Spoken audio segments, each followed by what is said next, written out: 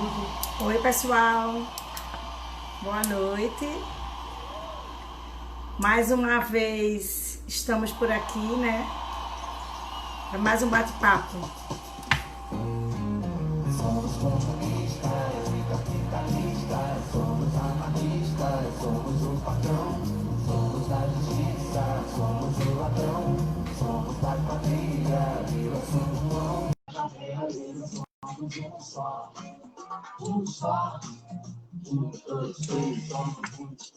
Eita, já tem um monte de gente conhecida aí nesse processo. Oi, minha amiga. Tudo bem? Tudo Tudo, bem? tudo ótimo, Como estão? Ana. Tava com a musiquinha aqui das nossas trilhas Muito sonoras. bem. Coloquei essa em homenagem a você, os tribalistas. Ótimo, gosto muito. Era surpresa. Deixei para modificar a trilha sonora agora. Maravilha, maravilha. Ai, deixa eu desligar só aqui, só um pouquinho. E quanta gente querida já entrou, Tá, Beto Pacheco, Ana Cristina, Liliane, um monte de tava queridos aqui, olhando, tava não olhando, é? um monte de gente conhecida, não é? Pois é, muita gente boa.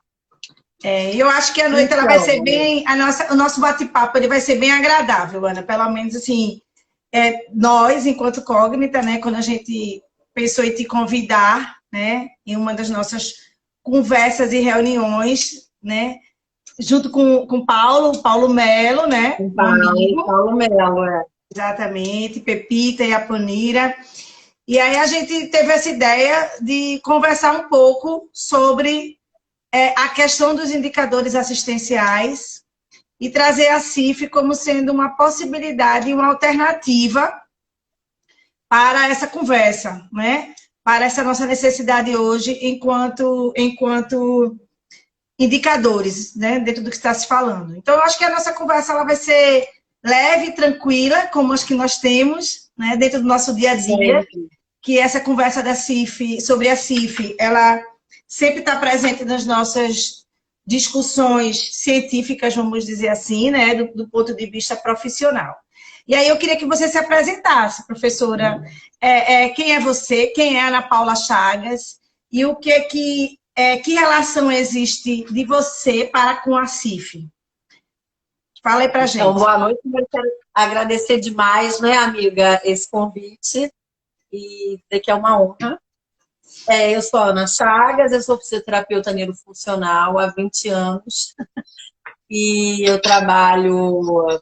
eu sou docente também de graduação e de pós-graduação e trabalho também como professora supervisora de clínica e escola e faço atendimento de pacientes, né, com sequelas neurofuncionais, né, há 20 anos. E a CIF entrou na minha vida na medida que a gente começou a entender que a gente precisava de olhar o paciente dentro do ambiente que ele está inserido, dentro das questões individuais dele, né? Que não bastava só tratar a força ou pensar em marcha, a gente precisava organizar esse paciente dentro de um contexto maior. E aí a gente conheceu a CIF e se encantou e passou a utilizar na prática clínica, né? E a partir desse teu conhecimento, Ana, eu tenho visto também que você tem tido alguns envolvimentos, inclusive sobre a responsabilidade em divulgar, né, e propagar a CIF. Né? Você faz parte de algumas comissões que tratam desse assunto. Eu sou delegada, né, da Abrafim, da Associação Brasileira de Fisioterapia Neurofuncional, e eu sou membro da Comissão de Saúde Funcional do CREFITO 1, e a gente tem como uma das missões, a gente tem algumas missões, mas dentro da saúde funcional, uma missão nossa é espalhar a CIF pelos nossos 4 estados, né, e apresentar a CIF aos nossos colegas que talvez não tenham tido a oportunidade de conhecer, e tentar colocar isso em prática, né? Implementar nos serviços, auxiliar esses indivíduos a implementar no serviço assim, né? Que é um desafio, né? Que é um desafio. que é uma dificuldade, né, Cíntia? Porque eu acho que a gente já tem aí 20 anos de CIF, mais ou menos, né? 19 anos de CIF, e a gente ainda não conseguiu implementar o modelo, né? Quer dizer, o pensamento da CIF, entender como o paciente tem que ser visto, né? Que o paciente não pode ser só uma perna, só um joelho, né? Que ele tem que ser visto como um todo. Isso é uma dificuldade. E depois a outra dificuldade é que as pessoas têm uma certa resistência à CIF, porque inicialmente elas acham muito difícil, acham complicado. E, na verdade, a gente sabe que isso é o primeiro contato, que é mais intrincado. Depois o indivíduo começa a se relacionar e começa a andar com ela embaixo do braço e descobre que ela é um facilitador enorme, na verdade, né? Mas, num primeiro momento, a gente realmente tem esse impacto. Meu Deus, eu não vou usar isso nunca. Depois a gente descobre que facilita a nossa vida, né? É uma série de questões dentro da saúde. Tanto a questão da gente pensar num plano terapêutico para o indivíduo, como pensar, né, nos indicadores, que é isso que a gente está aqui para falar também, né? Como é que a gente pode utilizar a CIF, né? E para pautar o nosso plano terapêutico, enfim, né? Tem uma série de coisas que podem ser muito mais fáceis se a gente utiliza a CIF. E aí a gente estava conversando sobre isso, né? Assim, como a CIF pode ser um indicador, né, de saúde. E aí eu fiquei me perguntando, sabe, Cíntia, será que as pessoas sabem o que é um indicador de saúde? Eu acho que não, eu acho que não. Olha, antes de eu responder se eu acho também, eu acho que não, né? Mas para dar uma resposta da nossa enquete, eu queria deixar claro também, mais uma vez, que essa nossa conversa, o nosso bate-papo sobre a aplicabilidade da CIF, ela vai trazer um pouco da necessidade que a gente consegue fazer na escuta dos profissionais que estão no serviço, né, dos nossos alunos que estão dentro das clínicas e escolas nesse processo de formação. E como a gente vem tentando, não é, Ana, desmistificar a CIF. Esse nome desmistificar é muito sua cara, desmistificar a CIF, para que as pessoas possam entender que vale a pena colocá-la debaixo do braço e começar a adotá-la como sendo um instrumento a ser usado dentro da nossa prática clínica, né? E aí eu estou vendo que tem várias pessoas que estão fazendo parte do bate-papo, nos acompanhando, e que são, inclusive, estudiosos da CIF, né? Estou vendo alguns colegas que passaram, eu não quero citar nomes, porque pode ser que eu esqueça de alguém, né? Então, eu queria convidar todas essas pessoas que estão aqui, ó. Fernanda está entrando aí agora, o Mauro já entrou, né? E eu não vi os outros, mas assim, eu quero que vocês se sintam convidados a participar conosco, não é, Ana? Contribuindo e nos ajudando nesse processo. Se vocês verem que, de alguma forma, a gente está desviando né, de alguma coisa, sintam-se à vontade e participem, né, do nosso bate-papo. Ana, inclusive, né, Cíntia, porque a CIF é democrática, né? Isso é uma coisa que a gente tem que falar. Não existe, a CIF não é de nenhum grupo, a CIF não é de ninguém. A CIF é da Organização Mundial de Saúde, um esforço conjunto de muitos países. Então, isso é uma maneira de lidar com os indicadores de saúde, com os desfechos de saúde universal. A CIF é de todos, né? E para você utilizar a CIF, basta você estudar e utilizar. Você não é obrigado a fazer nenhum curso, nenhuma formação, né? A gente tem uma série de pessoas aqui que já entraram e que fizeram cursos e estudaram, enfim, cada um, né, pelo seu caminho, e todos estão aptos a utilizar a CIF. Isso é muito importante. Exatamente. Essa sua lembrança, ela é primordial e imprescindível. O tema desse bate-papo nosso, Ana, ele era, como você já falou, a CIF pode ser usada como indicador assistencial e nós fazemos sempre algumas enquetes. Para a nossa surpresa, 92%, quando a gente perguntou, você utiliza algum indicador assistencial na sua prática clínica? 92% disseram que não utilizam nenhum indicador assistencial, né? Pelo que está sendo colocado aqui, se a gente for trabalhar dentro dos percentuais. E eu concordo com você, sabe? talvez a grande maioria dos profissionais, independente se são da fisioterapia ou de qualquer outro, especificamente da área da saúde, eles podem até intuitivamente usar algum indicador assistencial, mas ele provavelmente pode ser que ele não esteja associando o conceito do que necessariamente é o indicador assistencial. Então, hoje, essa discussão sobre indicador assistencial, ele vem sendo trazido e sendo pautado em todos os cenários. Então, por exemplo, na ANS, na Agência Nacional de Saúde, é cobrado cada vez mais que os indicadores assistenciais eles estejam claros e transparentes o suficiente na utilização de um serviço. Quando eu falar serviço, não pense apenas na questão de pessoa jurídica, né? Então, eu, enquanto profissional autônomo, liberal, eu preciso, de alguma forma, mensurar e quantificar a efetividade daquele procedimento que eu aplico no meu paciente, né? E aí, para isso, eu preciso do indicador assistencial, né? Dentro do que é que eu vou utilizar, o que é que eu vou usar como mensuração. Então, indicador assistencial nada mais é do que isso. Mas é muito importante a gente uniformizar esses termos e deixar claro para que a gente, ao invés de a gente dizer assim, não, eu não utilizo, né? Talvez buscar, afinal, o que é um indicador assistencial? Então, eu acho que quando você traz essa reflexão, eu concordo com você. Acredito que muita gente desconheça este termo especificamente, né? Eu acho que as pessoas até usam escalas, né? Até se utilizam das escalas, mas eles não sabem que isso é um indicador assistencial, né? Exatamente. Talvez eles não entendam isso como um indicador assistencial. E a importância disso, né, Cíntia, de fato, como você falou, não só para a gente entender o nosso papel, quando a gente está pensando em profissional da reabilitação, né, para você também observar o quanto aquele paciente evoluiu, né, se existe uma perspectiva, né, de um prognóstico de melhorar ou não, e o quanto você tem que passar esse paciente para outra pessoa, né? Para você não ser aquele fisioterapeuta que, né, fica 10 anos com o paciente, né? Que o paciente fica na sua mão 15 anos, 20, assim, qual é o objetivo disso, né?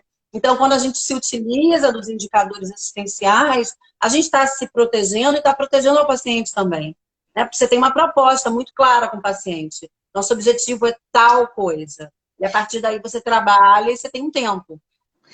Quando você traz um pouco dessa questão do tempo, a questão aqui, o tempo, ele pode ter uma perspectiva atemporal, a depender, inclusive, de que disfunção esse nosso paciente ele tenha. Eu também acho que eu vou tentar sempre, Ana, ampliar um pouco, não só para a fisioterapia, porque eu acho que essa discussão ela envolve saúde como um todo, né? Principalmente os profissionais que estão nessa área aí da reabilitação, de desenvolver essa questão da funcionalidade. Eu acho que ele traz para a gente uma preocupação de uma necessidade de se reinventar o tempo todo e fazer um processo de autoavaliação. Então, quando você fala assim, 15 anos com o mesmo paciente, eu até penso que talvez não seja problema. Se a motivação está preservada, se meus objetivos terapêuticos eles são reconstruídos a cada momento, entendendo que esse contexto biopsicossocial desse paciente, muitas vezes ele modifica. Então, assim, para um paciente que tem uma disfunção traumática ortopédica, por exemplo, um pós-operatório, realmente ele não precisa passar um tempo, né? As evidências já mostram, dentro dos protocolos clínicos, que a recuperação funcional desses pacientes não leva um tempo tão grande como esse, né? De tantos anos. Mas pacientes neurológicos, por exemplo, que é bem a sua área de atuação, então, a gente percebe que, a depender da situação do paciente, ele pode necessitar de um novo trabalho, um novo investimento dentro de um outro objetivo funcional. Então, ter um indicador assistencial que não nos deixe estagnados, parados, eu acho que esse é um dos grandes propósitos, né? Propósitos que vai servir, né? Para a gente poder verificar essa efetividade do protocolo, né, desse planejamento que a gente traz. Agora, eu acho que a sua reflexão ela é prudente e coerente, porque, infelizmente, a gente percebe uma grande dificuldade ainda dos profissionais, né, já dentro desse mundo do trabalho, de conseguir ter um planejamento terapêutico realmente consubstanciado, né? Onde você saiba o que é que você está querendo dentro do seu objeto e sua identidade profissional. E como a gente também está trazendo um pouco dessa discussão interprofissional aqui, nós temos um paciente que pode ter uma assistência de vários profissionais. Então, é importante que isso fique claro, né? Nesse processo. Então, é preciso que eu tenha clareza suficiente de onde eu estou querendo chegar, e aí os indicadores, eles entram justamente nisso, né? Eu estou evoluindo, se eu não estou evoluindo, por que permanecer com aquele investimento, com aquele recurso? Então, eu preciso replanejar, propor novas alternativas e aí em busca dessa melhora e dessa recuperação. Seria mais ou menos isso, não é? Que eu acho. Eu acho que sim. E também pensar nessa questão dessa equipe, né? Multi, né? Equipe Inter. Alguns desfechos, alguns indicadores, eles têm uma relação mais íntima com um determinado profissional do que com outro, né? Isso. Então, é interessante a gente observar isso. Você pode usar esses indicadores para colocar de uma maneira mais assertiva. Ó, essa função, ou esse indicador, ele é um desfecho que a gente espera mais da fono, ou mais da filho, ou mais, né, enfim. Como a gente não está conseguindo se desvincular, né? Indicador e CIF, eu já vou falar também o resultado da outra enquete. A outra enquete que nós fizemos foi se as pessoas utilizam a CIF dentro da prática clínica.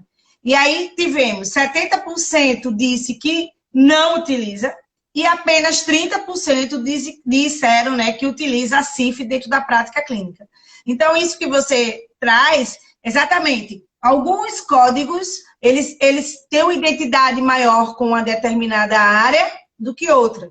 E se essa equipe de trabalho consegue descobrir uma forma de aplicar a CIF para trazer um norte e um detalhamento, um direcionamento do que compete a quem, as experiências também são bem positivas quando a gente vê estudos nesse sentido, não é?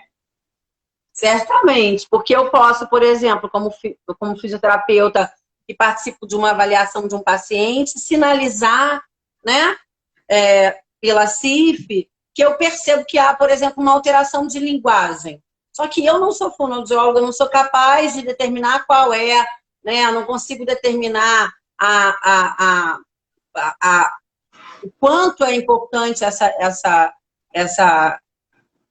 dificuldade. E aí eu posso pontuar isso, né? Olha, eu sei que tem alguma coisa aqui que não é o que eu espero, mas eu vou encaminhar para um fono. Então, eu também acabo usando a CIF, usando esses indicadores para ver melhor o paciente e organizar melhor o tratamento, né? Eu acho. E o que compete a quem na equipe? Acho que pode ser uma coisa interessante. Tem uma colega, Luana Padilha, ela é daqui de Pernambuco, né? Nós somos, eu e Ana Paula, nós somos aqui de Pernambuco, os colegas que são de outro estado, e ela tem uma experiência junto à equipe NASF, a qual ela é vinculada, que eu realmente não tenho notícias atualizadas sobre essa questão do andamento pós-implantação. Mas eles usaram a CIF de uma forma, assim, brilhante. É necessário ter, por exemplo, as discussões de equipe, as discussões clínicas, e também faz parte da rotina do NASF as visitas domiciliares, né, Ana? E o que acontecia? Muitas vezes um colega de uma determinada categoria ia para a visita domiciliar, e quando chegava na hora de se fazer a discussão clínica para a tomada de decisão de que profissionais precisariam dar andamento dentro daquele planejamento terapêutico que a equipe fazia, sempre faltava alguma informação. E aí, dentro da prática do estudo, eles começaram a trazer o quê? Eles fizeram um levantamento, cada um dentro das suas especialidades, dos principais códigos, como você exemplificou. A partir dali, eles fizeram um checklist específico para a realidade daquele NASF, né? Reduziram várias vezes, porque quando a gente começa a fazer esse tipo de trabalho, né, Ana? Fica infinito, imenso. Né? Porque, para quem não sabe, a CIF tem mais de 1000 códigos. Né? E quando tem mais de 5.400. 5.400, é uma loucura. Então, são muitos. E quando a gente começa a ler, e a gente já faz parte desse princípio que a CIF nos convida, né, que é uma forma diferente de olhar esse paciente, vai ficando imenso. Isso é relevante. Isso é relevante também. Isso é relevante também. Mas eles entenderam que para um propósito que eles estavam criando aquela ferramenta, não podia ser extenso, porque aquela ferramenta, especificamente, era para o momento de triagem, né? Eles queriam classificar para aquele momento da triagem. E conseguiram chegar numa ferramenta enxuta, né, o suficiente. Houve um treinamento da equipe, uma discussão que, com o estudo, é fácil de fazer, como você também trouxe lá desde o início. A CIF ela é toda autoexplicativa, ela define muito bem o que significa cada código, ela diz o que se inclui, o que não se inclui, ela diz onde é que está e qual é o código. Então, fica fácil de fazer um treinamento da equipe, desde que aquela equipe esteja realmente engajada e tenha comprado a ideia de se implantar essa atividade. E aí, o que aconteceu? Na hora que eles vão e aplicam esse checklist, eles conseguem enxergar onde está a maior necessidade. Porque também não sei se as pessoas sabem que, além dos códigos, nós precisamos ter também os qualificadores, né? Um pouco. E aí, essa experiência para eles foi super produtiva, né? Foi uma experiência de integração da equipe, de discussão, inclusive nesse processo de construção, sabe? E que direcionou nos momentos de discussão, para inclusive se alencar qual profissional precisa ir naquele momento da assistência àquele, e o outro vai para onde, entendeu? Então, para o norte desse trabalho Inter, ficou maravilhoso. Não sei se você conhece alguma outra experiência que funcione assim, já ouviu falar? Já. A gente tem alguns serviços, né? E aqui, a gente tem Catarina também no IMIP, que tem a avaliação inicial deles no modelo Inter e todo na CIF, né? Todo organizado. E aí eles vão qualificando, né? E a partir dessa qualificação é que eles encaminham para determinado profissional. Entendeu? Então, existe uma avaliação básica que todo mundo faz com códigos que são importantes para aquele tipo de paciente selecionados, e a partir daí você vai, então, triando que esse paciente vai iniciar pela fono, vai iniciar pela psicopedagogia, pela psicanálise, o outro vai iniciar pela fisioterapia, cada um inicia por um ponto, né? Exatamente. Fernanda está colocando aqui, Fernanda Guimarães, já fizemos assim com as equipes em vários treinamentos práticos. As equipes são divididas para fazer seus checklists específicos e depois olhando todos em conjunto. E veja, se no treinamento prático isolado, vamos dizer assim, né? Pessoas estão no treinamento onde pertencem a vários serviços. Isso já funciona? Imagina quando esses treinamentos eles acontecem dentro da própria equipe, não é? Podendo ser facilitado. Então, isso facilita bastante. Eu também vejo que o que acontece? Quando alguns serviços começam a tentar adotar a CIF, né, como sendo um possível indicador assistencial, no início, realmente, existem várias crenças, eu vou usar essa palavra de crenças limitantes, porque parece que isso se ajuda a propagar, né? A CIF é difícil. A gente fez essa pergunta também, Ana, eu até anotei aqui, ó, muita gente fala que desconhece a CIF, muita gente diz que a CIF é chata, muita gente diz que a CIF é trabalhosa e não dá para usar no dia a dia. São muitos códigos, né? Muitos códigos que servem para quantificar, inclusive, mas esse exagero de códigos, na visão, repito, das pessoas que elencaram motivos, dificuldades para a adoção da CIF, tá? A gente está aqui só trazendo, porque provavelmente algumas dessas pessoas que estão assistindo o nosso bate-papo podem, inclusive, dizer, aí, então me reconheço também nisso, né, Ana? Então, se falou sobre o excesso dos códigos, e outras também chegaram a dizer que não conseguem entender como é que a CIF pode ser usada dentro do raciocínio clínico. Porque, afinal de contas, ela é uma classificação, ela não é uma escala avaliativa, não é um instrumento avaliativo, né? Então, olha quanta coisa sendo trazida negativamente e perpetuada. Porque um colega diz para o outro, que diz para o outro, que diz para o outro, e isso só atrapalha esse processo. de implantação da... Eu acho que são várias coisas aí, né, que eles estão trazendo para a gente. A primeira é, de fato, esse primeiro contato com a CIF, que ainda é lá na graduação, que não é feito, né, dentro do modelo biopsicossocial. Quer dizer, se apresenta aqui quando o aluno tem acesso, ele tem acesso à CIF de uma maneira muito estanque, muito dissociada, né? Então, aqui serve para...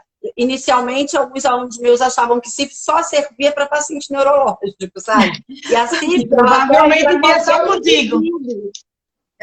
Não precisa ter nenhuma doença, né? Qualquer indivíduo pode ser classificado e organizado. Então, isso já é uma coisa.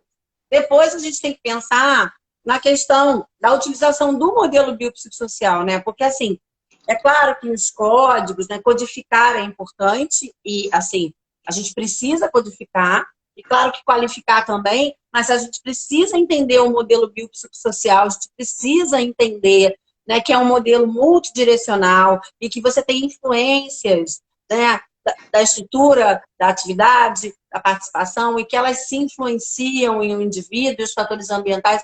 Então, se a gente não observa isso, também fica muito difícil pensar em CIF, porque é exatamente isso, você não consegue determinar quais são as estruturas mais importantes para determinada atividade ou participação que o seu paciente se queixa, né? Então, quando você vai olhar lá o desfecho da sua avaliação, sei lá, você resolveu usar MIF, por exemplo, se você não tem essa visão do modelo biopsicossocial, você não consegue entender que isso tem uma correlação com o que você está falando, tem uma correlação entre a MIF e a CIF. Aliás, tem várias escalas já que tem essa correlação, né, já validada, já estudada. Você pode usar o seu instrumento e pegar esse instrumento e aí sim, né, colocar dentro de um idioma que é a CIF.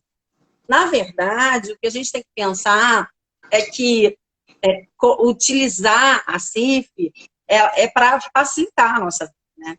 Então, se eu quero jogar numa planilha todos os pacientes que eu atendi nos últimos 5 anos, né? Então, o que eu atendi, pensando em estrutura, o que eu atendi em função, o que eu atendi em atividade, o que eu atendi em participação, e o quanto eu resolvi disso, né? O quanto ele saiu de uma dificuldade grave para nenhuma dificuldade, né? O quanto realmente fez diferença o que eu fiz nesse paciente. Então, quando a gente pensa nisso, eu não consigo pensar num instrumento de fato melhor que a CIF, mais completo, né? É porque a gente, no início, a gente olha aquele livro e fala, isso é difícil, mas na verdade ele é muito completo. E assim, a gente tem que lembrar que a gente pode organizar os códigos que são do maior interesse para o nosso serviço, e a gente pode organizar também, pode se utilizar dos checklists, né? Que os checklists são também divididos ali por patologias. E a gente sabe que também existem corsets. Então, assim, na verdade, né, os corsets são de patologias. Então, na verdade, a gente tem como utilizar a CIF em diversas maneiras. A gente pode fragmentar esse conhecimento e utilizar num determinado momento ali que a gente quer, e depois a gente amplia, e a gente vai, assim, mesclando até você conseguir um panorama maior do seu paciente, se é o seu interesse, né? Isso. Ana, várias pessoas estão comentando aqui, eu vou voltar para 2. Eu vou começar pela mesma ordem que você falou. A primeira em relação a essa questão que você iniciou sobre a questão do desconhecimento, né? A gente tem a CIF desde 2001, Ana deixou isso bem claro e lembrou a todos que a CIF é nossa, né? Ela é reconhecida pela Organização Mundial de Saúde como sendo uma classificação que desconstrói esse modelo biomédico que o Mauro ele fala, né? É impossível você usar a CIF se você ainda está focado no modelo biomédico. Enquanto houver esse foco, impossível realmente entender como a CIF é bonita, como ela é linda, como ela é multidirecional, onde um componente do mínimo vai estar interferindo dentro do outro. Realmente vai ficar realmente muito impossível. E o que a gente precisava, inclusive, de impulsionamento para as carreiras, carreiras do ponto de vista de profissão, eu quis falar aqui, também já não existe, porque os próprios conselhos profissionais, o da fisioterapia e da terapia ocupacional, por exemplo, ele também já recomenda a utilização da CIF dentro desse processo. Então, a gente vem para o primeiro ponto, que foi essa questão da formação. E aí, a gente também não pode nunca só atribuir a formação lá atrás. O profissional ele tem que entender que, à medida que ele conclui o seu curso de bacharel em fisioterapia, né, que ele, inclusive, assume, né, vai lá e faz o seu registro profissional junto do seu conselho profissional, ele tem que assumir esse processo de educação permanente, né, e continuado. Então, a formação, ela tem suas falhas? Tem, né? Não são pequenas, não são. Estou vendo que tem vários professores também que estão aqui no nosso grupo, não são pequenas, mas eu acho que esse profissional, ele precisa assumir essa sua responsabilidade e entender que a CIF, ela veio realmente para ficar nessa classificação, porque realmente ainda é muito doloroso. A gente vê que esses profissionais, os nossos colegas, conseguem entender e defender o CID, que é preciso que exista, eles são complementares, mas dizer que não conhece a CIF, eu acho que já não está dando mais tempo para que isso aconteça. Então, eu acho que vale aqui a reflexão. Se você ainda não tem a CIF, não tem esse conhecimento, busca o próprio COFITO, né? Ele sempre oferece cursos, né? Eu sei que é de difícil concorrência, mas sempre existe esse curso, né? Não é? Que já vem contemplando vários. Na formação, Ana, um dos problemas, eu acho também que eu encaro, é a visão fragmentada da CIF, né? Então, a professora do curso tal, da instituição tal, as pessoas até nos apelidam, né? Ah, fulana é a professora da CIF, né? Que não deveria. Na verdade, esse processo de construção desse modelo biopsicossocial, desconstruindo esse modelo focado na doença, deveria acontecer de uma forma transversal ao longo de toda a formação. Então, também fica aqui para nós, enquanto professores, entender o quanto é importante que haja minimamente um diálogo para que esse conteúdo ele venha transversalmente, não é? Exato. Fernanda traz um pouco disso. Ó. É muito importante ensinar desde a graduação, mas para isso todos os professores precisam conhecer e pensar no modelo multidimensional que a CIF traz. Então, eu acho que essa tecla, a gente precisa reforçar sempre, bater sempre, para que, enquanto formadores de opinião, a gente possa assumir, né, essa nossa responsabilidade. Assumir essa nossa responsabilidade.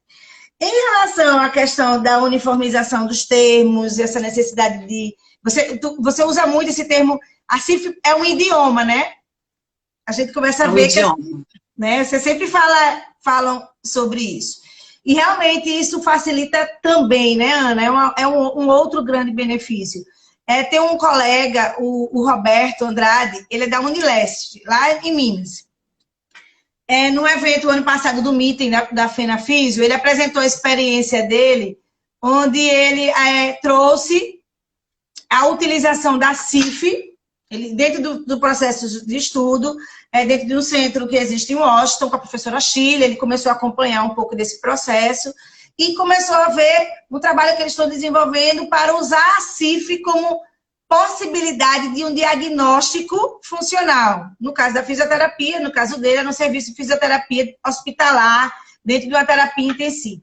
E começou esse processo de construção dessa equipe, fazendo uma avaliação tradicional, né, dentro do que já era protocolo, trazendo os componentes da CIF junto, né? Então, as partes do corpo, trazendo as funções daquela parte do corpo, associando a principal limitação existente dentro das atividades de participação e trazendo, por exemplo, o contexto ambiental também junto, por exemplo, para dizer se o indivíduo utilizava ou não VNI, no caso dele da terapia intensiva. E esse trabalho assim ficou maravilhoso porque facilitou o processo de comunicação entre a equipe. Porque dentro da terapia intensiva, a gente tem uma rotatividade grande de colegas no sistema de plantão, né? E precisava que seja claro o suficiente, não focado na doença, não é?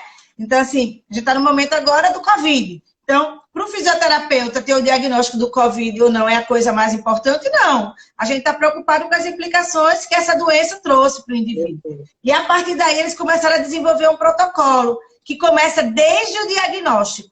Então, em um período, numa frase, eles conseguem colocar, e a partir daí eles vão, inclusive, graduando pelos qualificadores, se é leve, moderado ou grave, né? Em que estágio do planejamento terapêutico aquele paciente está. E aí ele vai tendo uma previsão ao longo do tempo, o tempo estimado sobre alta hospitalar, por exemplo. Porque isso é uma outra grande dificuldade que nós temos. A fisioterapia ainda tem dificuldade de chegar alguém para você e dizer: doutora Ana, tive um AVC, né? Meu pai teve um AVC há mais ou menos 15 dias, ele recebeu alta hospitalar, me indicaram a senhora, e eu quero saber qual é o prognóstico do meu pai. Como é que a fisioterapia ela vai entrar nesse processo? A gente ainda tem muita dificuldade, né, Ana, de mensurar tempo da assistência alta fisioterapêutica. O que você acha sobre isso, sobre esse processo? E aí, eu acho que, nesse sentido, quando a gente pensa, né, em organizar esse plano, que era o que a gente estava falando lá atrás, esse plano terapêutico, a CIF, ela norteia muito isso, porque você vai pensar, então, ok, quais são as restrições de participação que esse paciente tem, né, que são as queixas dele, possivelmente, né, o que ele tem, né, de dificuldade em nível de atividade, aí você vai pensar o que estruturas e funções estão relacionadas a essa alteração, né, a essa restrição da participação e nessa deficiência da atividade, dificuldade da atividade. Então, assim, eu acho que a gente acaba saindo, quando a gente olha isso e imagina, pensa em restrição de participação e pensa em atividade, a gente acaba, mesmo sem muita intenção, saindo do modelo biomédico. Porque você acaba tendo que pensar, o que eu vou fazer, mesmo que você não esteja acostumado com o raciocínio da CIF. Por isso que eu acho que essa coisa de dizer que o raciocínio clínico com a CIF é muito difícil, na verdade, não. Porque a gente já faz isso, mesmo que instintivamente, né? Eu fico pensando, por exemplo, meu paciente não está andando. Então, o que está acontecendo que ele não anda, né? Será que é um encurtamento? Será que é uma diminuição de força? Será que é uma alteração do equilíbrio? Então, assim, a gente já tem esse raciocínio de forma empírica, né? Assim, e acaba que a CIF, se você tem o conhecimento da CIF, ela norteia esse seu raciocínio, ela organiza esse seu raciocínio, no sentido de você atribuir, né, determinadas restrições da participação, né? E há deficiências de estrutura e função, por exemplo. Você consegue fazer essa junção, ela consegue coordenar isso. E aí sim você consegue entender, por exemplo, que eu vou ter que melhorar em curto prazo, né, essa estrutura ou essa função para eu ganhar em médio e longo prazo determinada coisa na participação, né? Eu acho que isso é um grande norteador da CIF. Veja, eu só vou discordar um pouco quando você... Não discordar do que você falou, eu concordo com o que você falou. Eu só não sei, de novo, se nós já temos esse raciocínio. Volta de novo para a formação, volta de novo para a nossa autorresponsabilidade já de formada, de buscar aquilo. Porque há uns 2 anos, acho que em 2016, com o Zika vírus... a gente teve eu tive a oportunidade de viajar, assim, grande parte do Brasil, sabe? Em vários eventos, tudo. Acho que nós fomos, não é, Ana? Para vários eventos. Compartilhamos vários espaços com várias pessoas que, inclusive, estão aqui assistindo o bate-papo.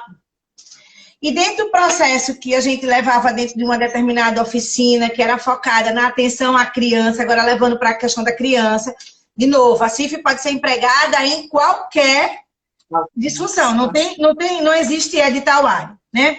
E quando a gente começava a perguntar, Ana, nessa oficina, era assim, quais são os objetivos terapêuticos seus? Independente se fosse fisioterapeuta, terapeuta ocupacional ou fonoaudiólogo, porque as oficinas elas eram para essas 3 áreas. Também tinha psicologia também. Quais são os seus objetivos terapêuticos? E os objetivos terapêuticos que os profissionais usavam e traziam, eles eram todos focados na parte estrutural. Quando tinha objetivos funcionais, a pessoa já tinha tido contato com a CIF, entendeu? E aí a gente, né, a pessoa já está dentro do modelo biopsicossocial, que isso é maravilhoso, que é o que a gente quer. Mas do ponto de vista de quantitativo, eu acho que a gente está precisando pensar e avaliar do porquê dessa dificuldade ainda, pleno 2020, as pessoas ainda terem tanta dificuldade de se desprender desse modelo estrutural. Aí eu acho que a formação, ela infelizmente é muito culpada, de entender o quanto esse estrutural pode impactar na questão da funcionalidade que você trouxe das atividades de participação. Inclusive, eu penso que se a gente conhecesse a CIF e todos os códigos do D, isso seria um excelente norteador para um fisioterapeuta, para um fonoaudiólogo, para um terapeuta ocupacional, para iniciar essa linha de raciocínio clínico, né? Para poder entender esse processo. Então, eu só vou discordar um pouco de nós já temos. Eu acho que nós deveríamos ter o raciocínio clínico e, infelizmente, ainda tem muita gente, não é, focada e ainda preso nessa questão estrutural. Não sei se você percebe isso. Não, muito, né? Muita gente pensando em estrutura, né, e função, e pouca gente pensa, assim, menos gente pensando, eu sou mais otimista, menos gente pensando em atividade de participação. Tanto que, por exemplo, na maior parte das vezes, se a gente pegar uma avaliação clássica, por exemplo, né, de paciente neurológico de antigamente, e que ainda tem gente que faz, você vai ver lá que os desfechos são amplitude de movimento, força, tônus, e você está falando só de função, né? Você está falando só de estrutura e função. E aí, assim, alguns serviços, quer dizer, um número razoável, eu sou mais otimista. Algumas pessoas implementam e aí começam a pensar nisso, né? Esse paciente rola na cama, não rola, ele senta, ele levanta, ele, né? E com que qualidade, mas de todo jeito, é claro que a gente não pode pensar que só usar o modelo... Então, são duas coisas. Uma pessoa que não usa o modelo biopsicossocial, né? Que, assim, é para ontem. E, assim, utilizar o modelo, pensar no modelo, não garante implementar CIF, né? Implementação de CIF significa código e qualificador. Não tem jeito. E aí, quando a gente pensa em qualificador, né? Depois que você teve aquele primeiro, abre aspas, trabalho de codificar aquilo que você acha que é importante para aqueles pacientes que você, né, atua mais, a partir daí, esse qualificador, ele vem atrelado com o indicador de saúde, ele vem de assistência. Ele vem atrelado, porque aí você vai usar a sua escala que você está acostumada, que você, né? E você vai depois traduzir ela para si, só, né? E aí você tem um painel maior dos seus pacientes. Exatamente. Algumas pessoas, acho que foi a professora Márcia, perguntando um pouco sobre isso, dessa questão da gente tentar exemplificar. Ó. Ela perguntou, Anne e Cíntia, acho que seria interessante dar um exemplo simples de uma situação onde a CIF foi utilizada como indicador assistencial. Alguns... Ai, meu Deus, espera aí, só um pouquinho, Ana. Eu apertei aqui sem querer. Deixa eu voltar para cá. Algumas escalas, alguns serviços, eles usam, né, algumas escalas para mensurar como indicadores de saúde, indicadores assistenciais. Essas escalas, elas podem, inclusive, ter alguma correlação com a CIF, que a Ana falou um pouco disso no começo, não foi, Ana? Quando a gente tem, por exemplo, a MIF, nos estudos neurológicos, isso já é muito presente, na parte de fisioterapia desportiva, a utilização de alguns testes funcionais, eles podem trazer também e apresentar, e tem vários estudos que já estão mostrando sobre isso. O grande segredo é que aquele serviço, ele se reconheça dentro desse processo, ele saiba quais são as principais demandas que chegam dentro daquele serviço. É importante que ele codifique e adapte sua ficha de avaliação para os códigos da CIF, que também a Ana falou um pouco sobre isso, inclusive a experiência dela, né, dentro da clínica escola.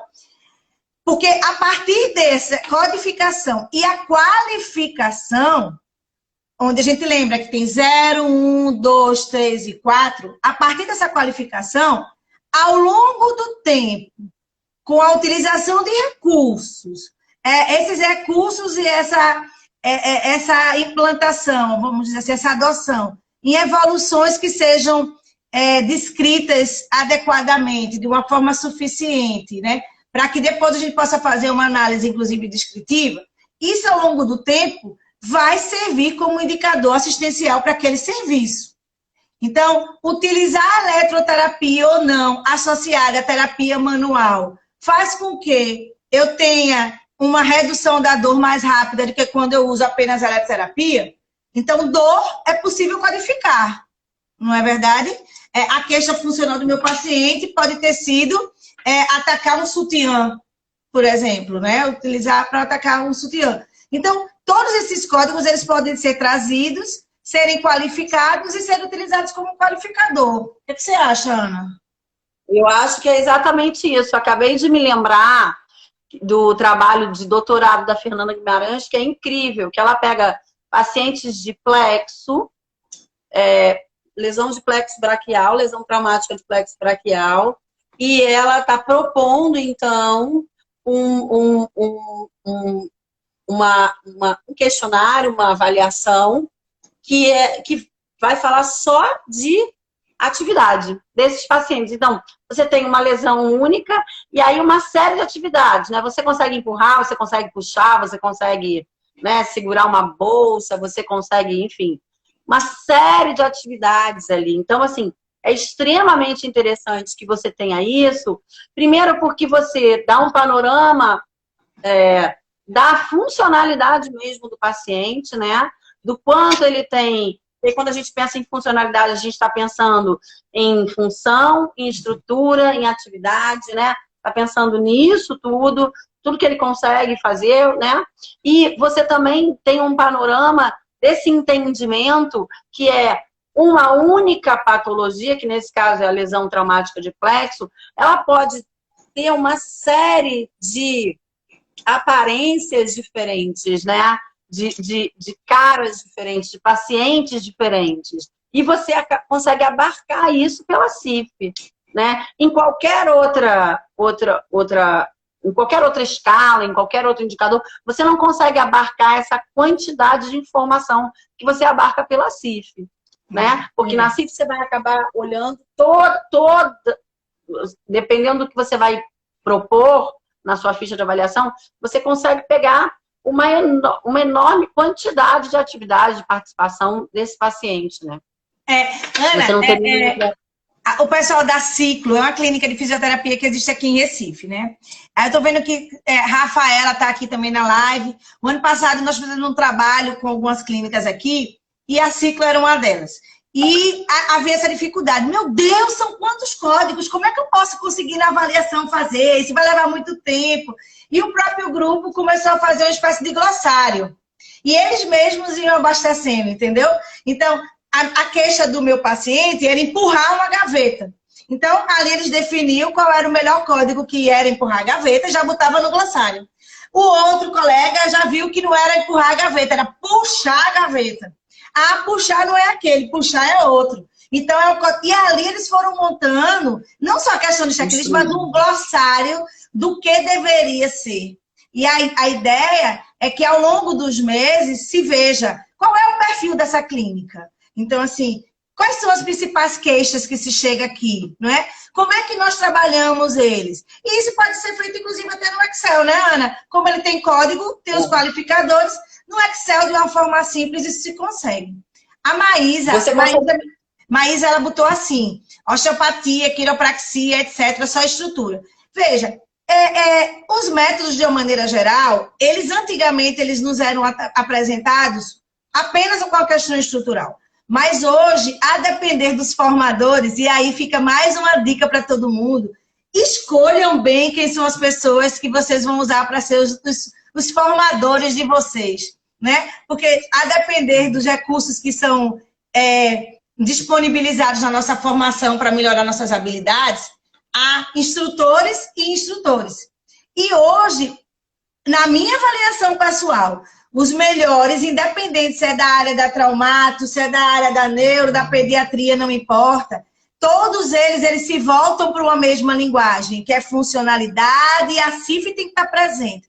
Eu estou trabalhando aqui na questão estrutural para ganhar mobilidade e força, mas eu quero melhorar a força ou a amplitude desse joelho, porque a Ana Paula, ela gosta de ir para a igreja todo domingo, ou ir para a igreja de Nossa Senhora da Conceição, e ela gosta de ir lá visitar Nossa Senhora da Conceição ajoelhada, né, Ana? Você não quer ficar em pé, você quer ficar ajoelhado. Então, esse ciclo ele tem que fechar. Não adianta pensar só no joelho e na dor de Ana Paula. Eu preciso pensar nesse ciclo. Então, fica a dica, né? Reavaliem onde vocês estão fazendo os cursos, com quem vocês estão fazendo os cursos, porque eu acho que isso também é um grande diferencial hoje em dia. Quem cria e quem não cria linha de raciocínio, né? Isso é importante, a gente pensar na questão da formação, claro, e lembrar que foi o que você falou, né? Essa responsabilidade é nossa também, né, Cíntia?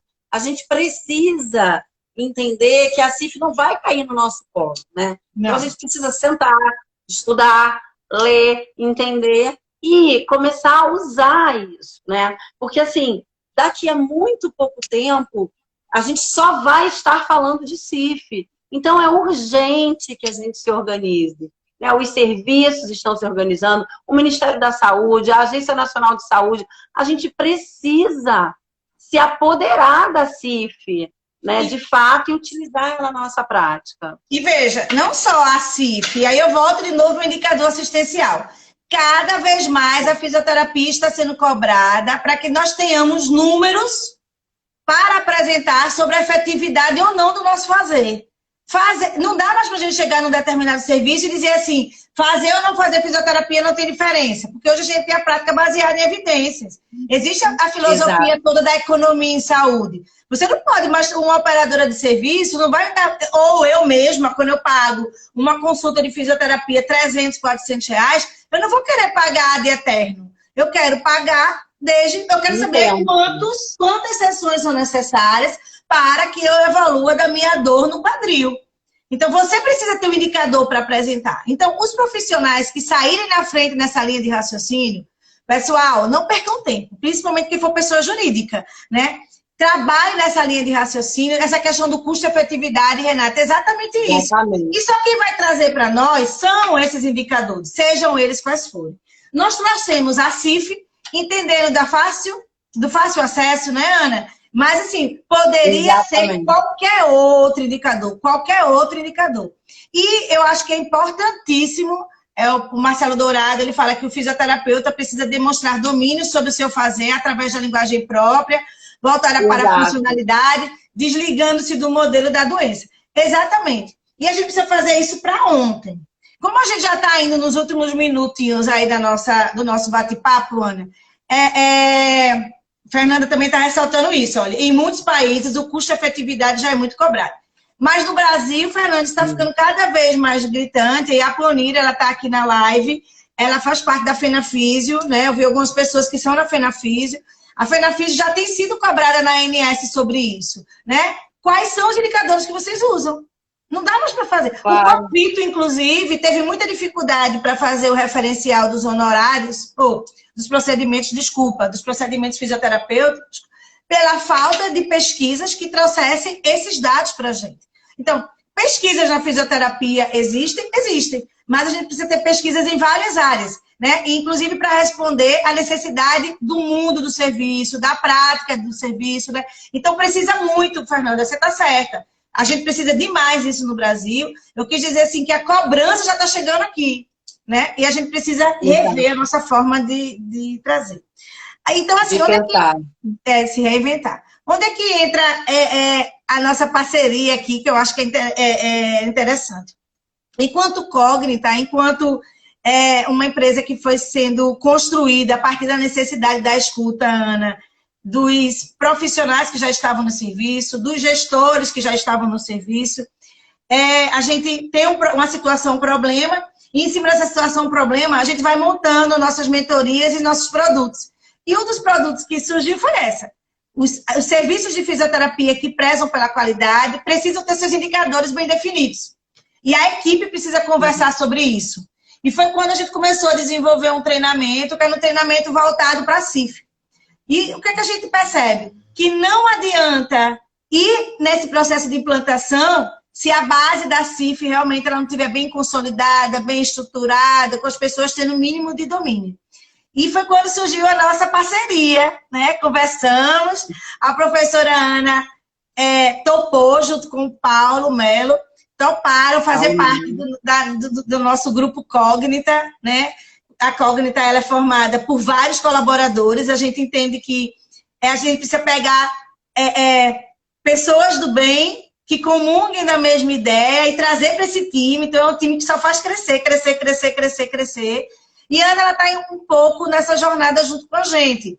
Junto com Rafaela, que está aqui na live, junto com Gabriela, que estão aqui na live, para que a gente possa, né, Ana, trabalhar desde o conceito dessa CIF, desde trazer uma visão voltada para os indicadores assistenciais, pensar nessa empresa ou na sua prática como pessoa profissional liberal, enfim, para que a gente possa, de verdade, usar a CIF como indicadores, sem necessariamente a gente entender que é só a CIF, né? A gente também quer deixar claro, por exemplo, eu estou vendo aqui a Karen, ela, dentro da clínica dela, né, eles trabalham com alguns instrumentos que eles usam muito para bebês e tudo mais. Hoje o grupo da Promover, inclusive, está lá falando sobre, numa live agora, sobre a importância da caderneta da criança. Então, assim, a pessoa pode ter outros indicadores que se usam, né? Mas, assim, a gente entender que a CIF pode ser esse idioma, né, amiga? Que pode ser trazido para fortalecer a profissão. Vamos para essa parceria. Né, tudo. Vamos para essa parceria. É isso mesmo. Eu estou dizendo assim, vamos para essa parceria, topas? Vamos, já estamos nela, vai ser ótimo, vai ser incrível. Vai ser incrível! Quem conhece a Ana sabe que quando ela diz que o negócio vai ser incrível, é que o negócio vai ser show, né? Vai ser maravilhoso, exatamente. Vai ser ótimo. Já está sendo, já está sendo. Já está sendo. E a ideia é que a gente consiga, de novo, eu acho que é um pouco do que a Fernanda fala em relação a esses treinamentos, né? Que a gente possa mentorar durante um tempo, manter esse feedback, né? Quais são, o que é que não está acontecendo de bem, onde é que precisa ajustar, como é que a gente pode se reinventar, começa de novo, né? Mas sempre procurar e buscar as soluções para a gente poder ver, não é isso? Exato. Exatamente. Acho que é por aí. Acho que a gente só tem a somar, né? E para os nossos colegas também, tanto a questão jurídica quanto, né, os profissionais autônomos, acho que só tem a somar. A gente precisa entender que fisioterapia tem que ter produção, tem que ter resultado, né? E não é isso, não dá para ficar... Lembra aquele paciente que comentou com você que tinha 240 sessões de fisioterapia? Foi. Exatamente, 240. Mas aí eu volto de novo para a tecla. Como a minha área de formação, né, é uma área da pediatria, então, assim, quando a gente vê, a gente está com pacientes que foram bebês, hoje são adultos, né, são jovens. Então, essa questão do tempo, ele entra na questão de se transformar em ser atemporal, quando a gente tem motivação, Ana, quando a gente tem o que fazer. E a CIF sempre nos permite reinventar e recomeçar. Agora, não dá para entrar numa sessão de fisioterapia uma pessoa usando uma cadeira de rodas e ela é colocada para fazer uma determinada intervenção. E aí, depois de 2, 3, 4 sessões, ela chega com uma muleta e ela é colocada para fazer aquela mesma sessão. Né? Porque o colega sequer parou para perceber que esse suporte, que era uma cadeira de rodas e que evoluiu para uma muleta, aconteceu. Porque ele é tomado por um ritmo de trabalho, por um processo mal definido, que não acrescenta em nada para ele, nem muito menos para a profissão. Não é verdade? Então, assim, eu acho que essa fisioterapia ela deve acabar. Pelo amor de Deus, vamos dar start, que a gente já dá, claro, mas assim, que isso vai diminuindo muito mais. Mas, infelizmente, ainda estão, né? É isso mesmo, Leilane. Onde é que estão os indicadores de qualidade para uma pessoa como essa, para um profissional como esse? Né? Então, eu acho que a gente tem que realmente desconstruir e trazer essa possibilidade. Ana, a gente só tem 20 segundos para finalizar. Essa foi a primeira de vários outros bate-papos. Acompanha a gente aqui no Instagram, que a gente vai lançar uma promoçãozinha agora para que a gente possa, em agosto, iniciar concretamente essa nossa parceria. E sejam todos muito bem-vindos junto com a gente. Não é isso, amiga?